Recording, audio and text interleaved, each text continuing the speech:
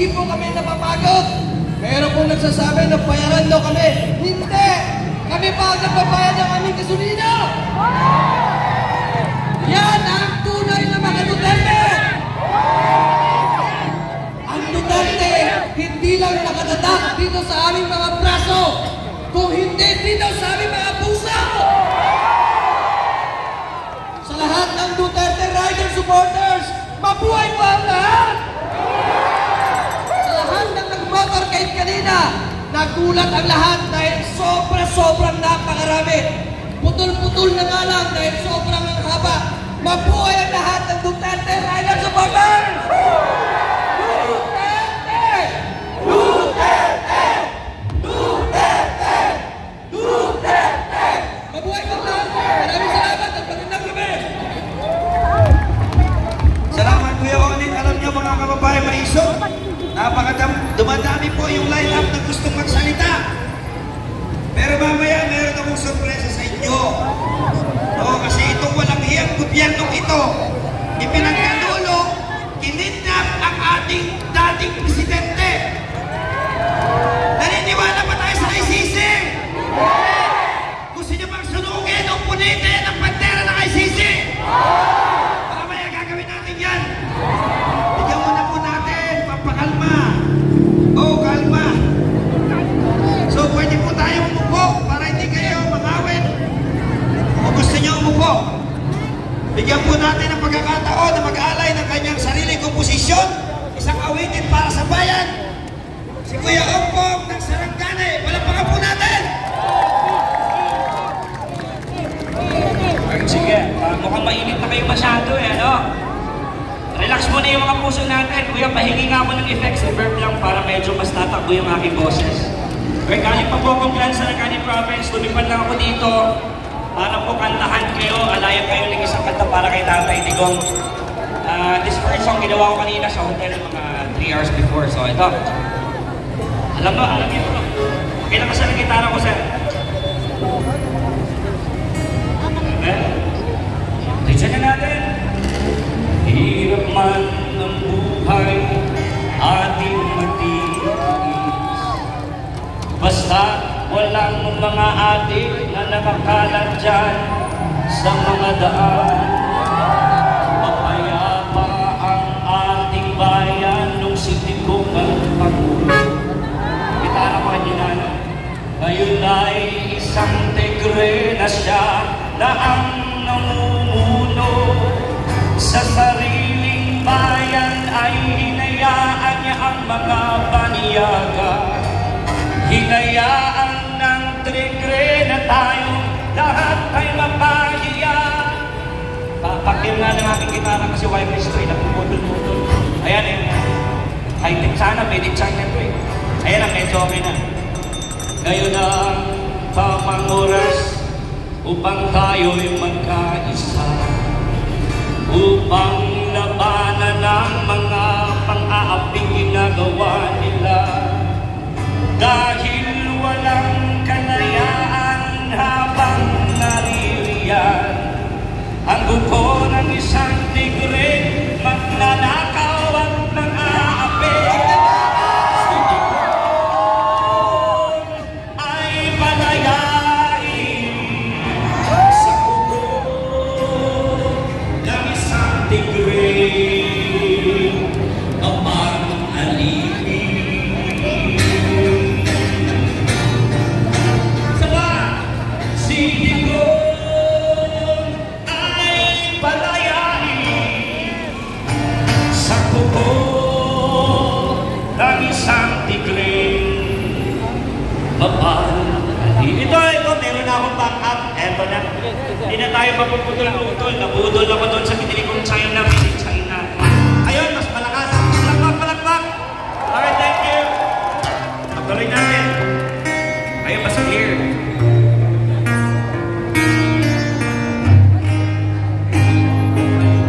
Okay, magkabay yung mga plug natin. Paon ang ating flashlight ng mga cellphones. Here we go. Liga natin. Hirap man ang buhay, ating matiis. Basta Nakaupo dyan sa may... Saan ba? Sa may Pasig? Tadyakan na yan! Yung sabi ha? Tadyakan! Tadyakan! Dahil walang kalayaan habang naririyan ang mga buhayan dati sa sapalang nakatambay. Ngayon nasa opisina na. Sige ko ay palayain sa kuko ng isang tigre mapang-alipin. Isa pa!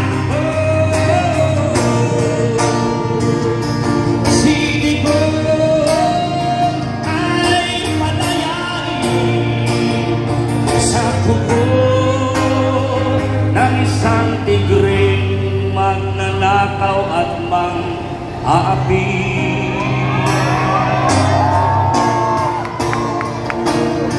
Bring Tatay Digong home! Bring him home! Bring him home! Bring him home!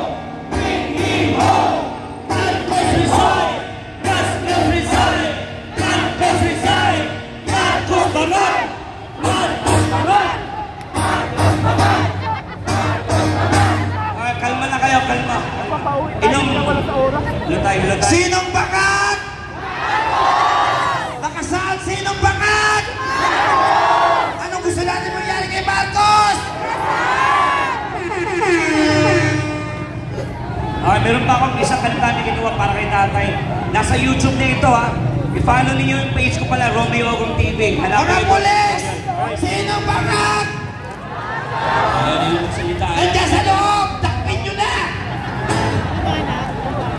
Alright, here we go!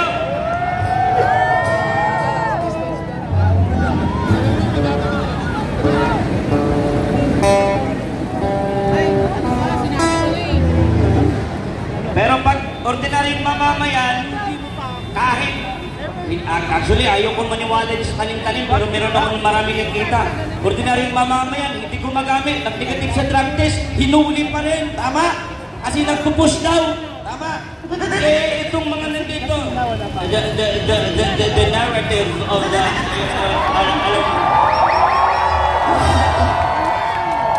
Yung ordinaryong mamamayan, atol lang yung tinira, kinulong na! Hello, tay. May mensahe doon sa tatay Digong sa inyo. Hello, tay. Ikaw na magsabi. Magandang gabi sa inyo, mga putang ilang mga taga Manila ngayon. Unang nanonood ako dito sa Hague. Ang dami palang bumitiw na sa kay Marcos. Kalma lang kayo. Birthday ko ngayon, ayaw ko ng gulo. Kaya, ito lang sabihin ko sa inyo. Antayin ninyo ako pag-uwi ko. Tangin na. Lahat ng mga abogado, magkudita tayo.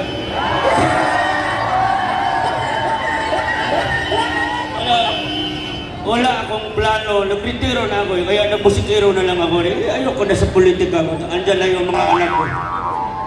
Bakit? After of what I did, ito, Miss mensahe ko sa ICC. If I have to do it again, I will do it for my country.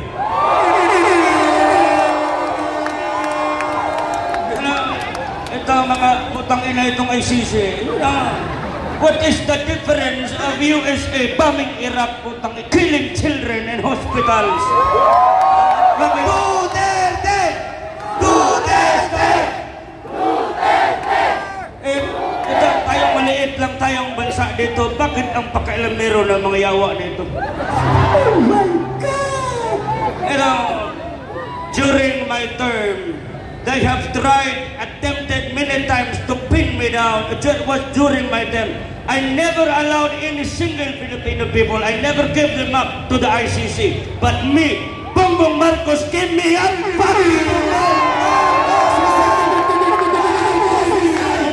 Marcos resign! Marcos resign! Marcos resign! Marcos resign! Alam niyo, hindi ako nagsisi na ipinalibing ko ang ama niya sa libingan ng mga bayani.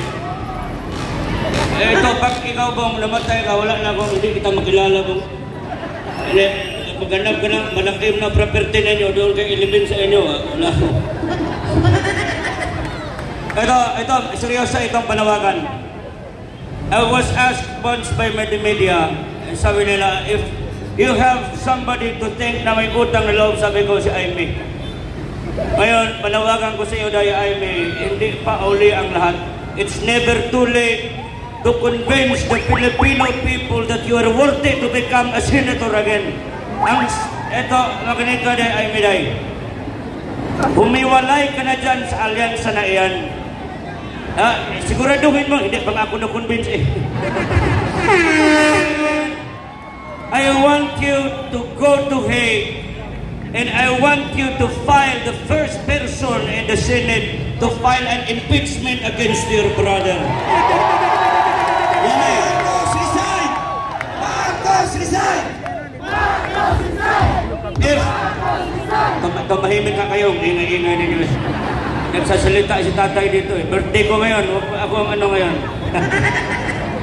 Alam mo, kung ikaw ay nag-worry dyan sa dosi na kasama mo, tandaan mo dahil pag last hour, hindi yan buboto sa iyo. Kompetisyon mo yan. Kaming mga Pilipino ang maglagay sa iyo.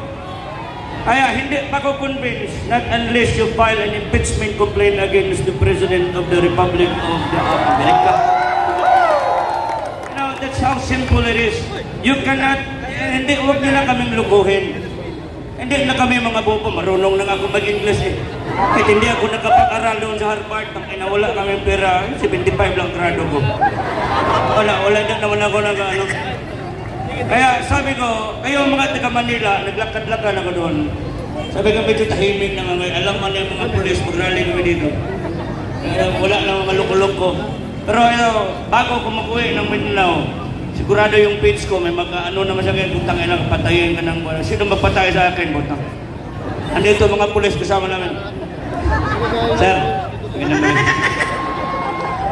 if you, during my speech, I had once a speech for the PNP, I told them, during my presidency, sabi ko, I will do my best to war against the drug.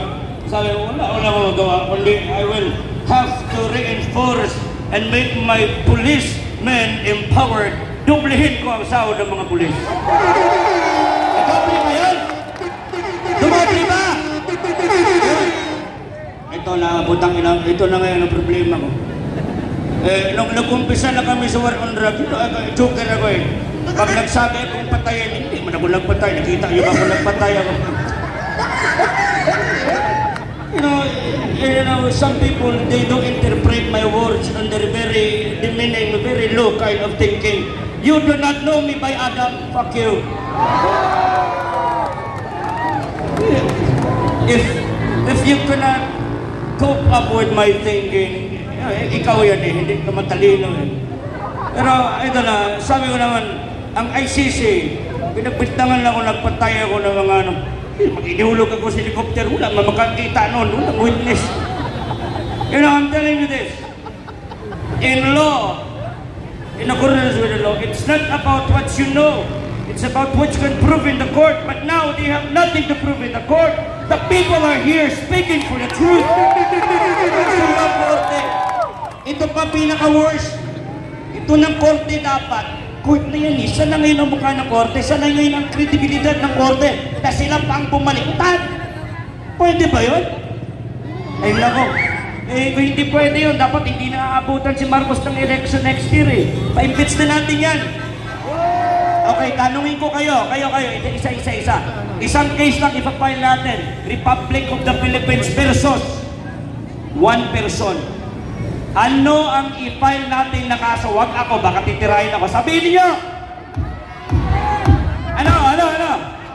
Hindi. As I told you, it's not about what you know, it's about what you can prove in the court. But what we can prove, if we don't have evidence, we have to challenge him. Drug test here! Bakit ayaw niya magpa-drug test? Sabi niya. President Bongo, anong gawin natin sa mga drug na hindi? Babahala kayo, tuloy-tuloy lang kayo dyan. Basta kami, tuloy-tuloy lang kayo. Baka aabutan din kayo namin.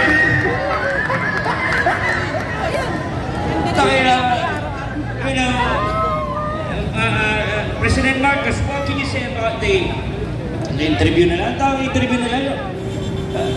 Sabi nila, the narrative of kami, kumpiyansa kami sa alyansang ito dahil ang ito si Manny Pacquiao ng Bukidnon. Ito sa Karangani po si Manny Pacquiao. Hindi po.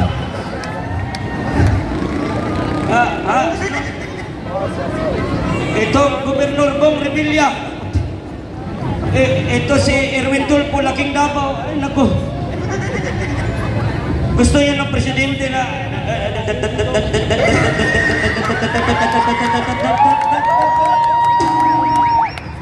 Kantahan ko na lang kaya kayo muna. Okay lang. Inom muna ng tubig muna.